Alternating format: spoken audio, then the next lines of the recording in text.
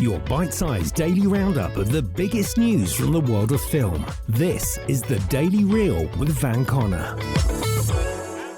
Good morning, it's Monday and it's July the 26th. 19 years since Austin Powers' Goldmember was unsheathed in cinemas, audiences met Little Miss Sunshine 15 years ago today in 2006, and Tarantino's Once Upon a Time in Hollywood was released 2 years ago in 2019.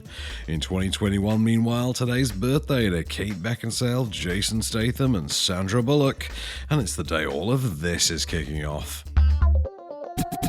Screenwriting cousins Brian and Mark Gunn have signed on to pen the forthcoming comic book adaptation, The Kaiju Score. Based on James Patrick and Ren Bru's Aftershock comic series of the same name, the film will see a four-person crew of desperate career criminals attempting a dangerous and potentially lucrative art heist at the exact same time their city's being besieged by a giant 1,000-ton monster. In previous interviews about the project, James Patrick described his invention as, quote, a Quentin Tarantino film taking place in some corner of a Godzilla movie. A pitch that launched a fierce bidding war for the project that Sony Pictures won back in August last year. The Guns are best known for penning 2019 superhero horror feature Brightburn, which put a twist on the classic origin of Superman by turning a 12-year-old Clark Kent analog into a monstrous villain. The Kaiju Score, meanwhile, is currently awaiting a production schedule.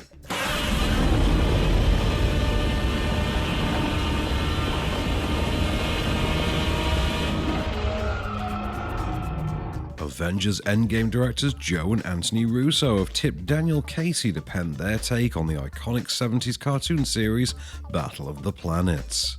The Russo brothers will produce through Abgo, their own production company, though they aren't presently attached to direct the project. A westernized adaptation of the Tatsunoko anime Science Ninja Team Gatchaman, Battle of the Planets was an animated answer to Toei's live-action Super Sentai show, the precursor to what we now know as Power Rangers. Gatchaman followed 5 teen orphans trained from a young age to form an elite intergalactic team known as G-Force.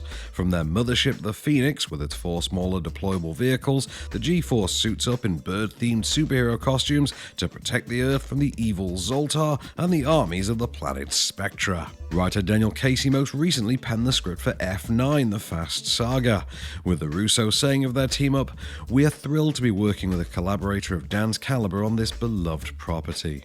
His passion, attention to detail, and thirst for innovation will no doubt delight fans of the IP while making a thoughtful introduction for newcomers." Though the Russo brothers have been open about their desires to expand the project into a franchise across multiple media platforms, there's presently no locked-in release date for the movie that'll kick things off just yet.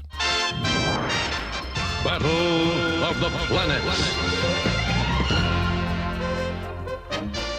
And finally, the director of 2018's well-received Halloween, David Gordon Green, has clarified that his upcoming entry in the Exorcist franchise will in fact be a true sequel. The news comes after it was mistakenly reported last year that the 1973 classic, originally helmed by William Friedkin, was instead going to be rebooted. As one can imagine, what with the first film's revered status, the online response was swift and overwhelmingly aggressive. The Exorcist was a huge critical and commercial success upon its release, the iconic picture rather expectedly spawning 4 sequels, starting with 1977's Exorcist II: The Heretic and running all the way to 2005's Dominion, prequel to The Exorcist.